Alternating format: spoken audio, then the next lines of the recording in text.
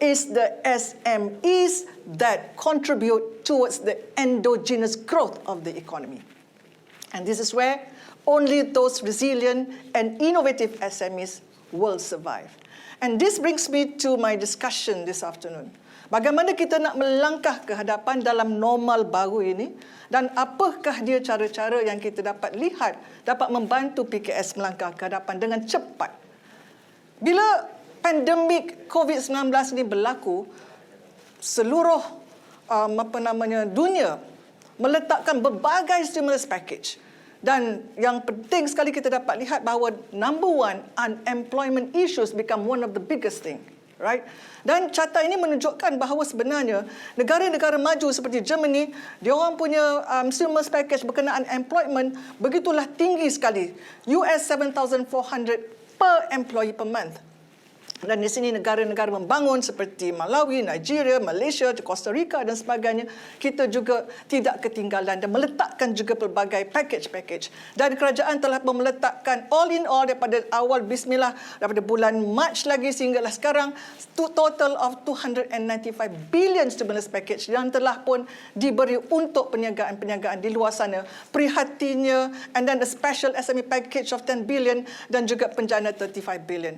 All in all these things are very important because these are the packages that will hasten and accelerate the growth of SMEs during the pandemic. All right, we saw that 295 billion is 21.1% of total GDP. Did we realize that? And in actual fact, the direct fiscal injection is 45 billion.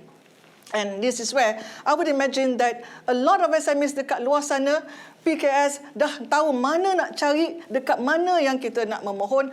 Tapi yang penting yang saya nak tekankan dekat sini, how do we move forward using those stimulus package yang telah pun diletakkan oleh kerajaan. Ada yang stimulus package untuk tax deduction, ada yang untuk interest rate microcredit, ada yang untuk wage subsidy pun ada yang seingat saya ada yang untuk juga rental pun ada. Banyak yang telah pun diletakkan. Adakah kita sebagai usahawan telah mengguna pakai? Jangan kata kerajaan tak sediakan. Kerajaan dah sediakan. Did we find it? Did we actually utilize it? Did we implement it?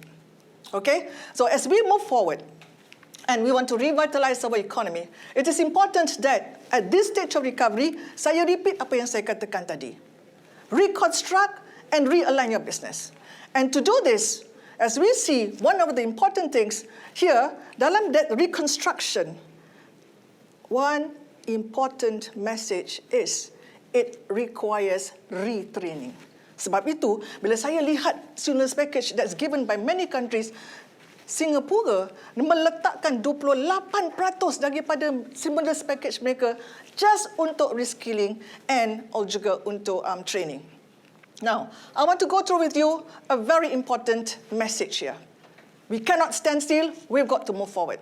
Because this crisis has turned into a financial crisis. All right? And we, as SMEs, we, as entrepreneurs, we're not going to sit still. We're going to march on because this is not about Sophie's choice. This is our choice. And to get that choice, we have to come back and make sure that we reimagine new things, we arrange new things. And I want to bring you now, are we ready for the takeoff? I'm going to go to the ABCDE. Now, this ABCDE will now equate to an increase in F at the end of this journey. And what's my A? How can AI help you? Right? Now, AI is a very important tool in business because artificial intelligence makes our businesses smart irrespective of the size of our business. Even the large companies need to use AIs. And to be able to actually march forward faster and accelerate, we just leverage on existing platforms yang ada. There is TensorFlow, there's Keras, there's Spark, Cafe, FastText. Just use them. All right? But as SMEs, we start small. Because why I say we start small? Sometimes kita ingat kita nak pergi pasar, kita nak kena naik, nak minta maaf lah, nak kena naik Lamborghini ke Ferrari, padahal Myvi pun boleh. Alright? So we start small, and when we start small, and we know what we want to arrive at, then we're able to undertake what you call the analysis of our business and make use of our AI to deploy chat box, do analytical of our business punya plan dan sebagainya. Bila kita dah masukkan kita punya AI dalam business kita, you'll be able to see how that business is able to change kita punya landscape. Because now we are using intelligence of our business. And my B is actually big data. Big data is very important because orang kata information is power. What more statistics? The more statistics, the more data that we have, the more powerful is our business. Because saya go by the very, what do you call it, simple 6 V's of big data. Yang pertama sekali, volume of data.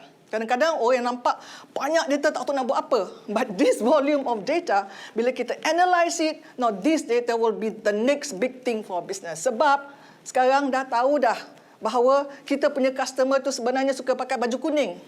Alright, so dengan baju kuning itu kita dah masuk dalam kita punya information, and therefore setiap kali ada new design dan sebagainya baju kuning, kita hantar dekat kita punya customer. So we have got information of volume that kita boleh analyse dan guna pakai. Variety is the next V.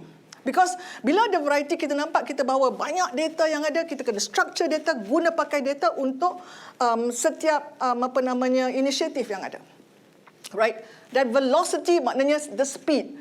But dengan data yang banyak kita ada ni, betapa pantas kita boleh masukkan dan penetrate to the markets, whether it domestic market ataupun international market.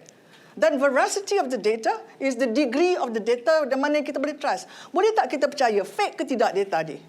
So we tag the data, right? The value of data will bring in the monetary value to us, and that's variability as well, where we can actually use the data for ourselves. So that's my B. Well, so much, and that this big data boleh gunakan untuk kita punya dashboard, kita boleh buat business monitoring, business insight, dan kita boleh optimize kita punya cost of sales, data monetization, dan juga metamorphosis ataupun transformation of the data into a new business plan. Right. Now, C. I would like C here means competencies. Tadi kita telah pun lihat bahawa sebenarnya yang kita kalau ke depan, right, that competency dalam dunia yang baru ni memerlukan different sets of skills. Di slide ini saya tunjukkan top 14 jobs in 2030. Hari itu bila saya bertanya pada seorang budak 12 tahun, right, saya tanya dengan dia, adik dah besar nak jadi apa? Apa jawapan dia? Aunty, saya nak jadi drone pilot. Zaman saya tak ada drone pilot. So actually 30% of the future job designation tak create pun sekarang ni. And therefore we have to recognize that new job competencies. Alright? Because these new job competencies will shape the future world, and our children, the education sector for example, must change their modules, the university to suit the industry needs. Alright? So, di sini yang saya nak katakan bahawa in future, what's happening is just not the hard skill yang mustahak, but also the soft skills. The soft skills yang memerlukan apa yang kita panggil HOTS ataupun high order thinking skills. Because these high order thinking skills put in place the soft side of it that requires a person, even if you graduate as an engineer or a doctor or an architect, you need to know how to analyze. You need to know how to create the value of it. All right? And also you need to be innovative and be able to put into place dalam konteks the 21st century soft skills. Don't forget that entrepreneurship part of it must come into being. Dan sebab itulah maka di semua universiti-universiti di Malaysia ini, kita ada letakkan dekat situ, the acculturation of entrepreneurship begins in the education sector. Alright? So, kena diperhatikan bahawa the soft skills is very equally much important as well as the hard skill. Now, D is what we're seeing today. Digitalization, and digital transformation. Kadang-kadang orang macam tak perasan apa ke benda digitization, apa dia digitalization, apa dia digital transformation. Kita main kelohomkan sekali dan kita march forward. But in any case, what we're seeing today is all about digital transformation of our economy, and it's not a choice. It's not a choice because it's the instrument. It's the tool that needs to put in that competitive edge of every businesses. if businesses do not adopt digitalization, do not go in transformation, you will easily phased out. And this brings me to the next one, which is E, which is e-commerce. During MCO, who thrives? The Grab drivers. Because of what? Because MCO. Because MCO, then they got to actually hantar kita punya makanan dan sebagainya, right? So it's all about e-commerce business. Everything is online. Mana kita sangka rebung restoran will go online, for example, right? You want to order your favorite tom yum, is also online, for example. So everything is online. It's no longer a choice. No longer a choice. It's actually a must. That we need to actually embrace the new type of the digital transformation. And seingat saya bahawa during the MCO, the value of e-commerce business actually doubled up because they moved into already a digital platform. So kita tak boleh take it out from our ecosystem, but it must be adapted and adopted to kita punya businesses. Saya lihat bila saya tengok di ASEAN sendiri, ya, the top 6 Southeast Asia markets, 6 negara-negara ASEAN, di sini population ASEAN is 620 million. Now, the internet users, orang dah menggunakan internet is 158 million, and half of that are digital buyers. Dia orang memang beli pakai internet saja, on e-commerce saja platform, right? And the value is 7 billion already. But look at this slide.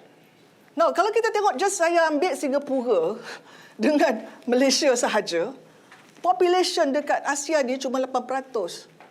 Value of internet transaction sales just between Malaysia and Singapore saja comprise 50% of the total online sales in the region. So do we want to sit still? Do we just want to do business as usual? Or do we want to now really run and adopt the new norm? Otherwise, we'll be left out. Okay? So I don't think it's a choice anymore. March forward and embrace this new technology. Right? Pada saya, all in all, bila saya go this A, B, C, D, E, adalah untuk supaya kita dapat meningkatkan peluang pekerjaan nombor 1. Sebab new skill sets, budak-budak muda sekarang dah belajar benda-benda baru, so memberi satu peluang pekerjaan yang baru. Alright?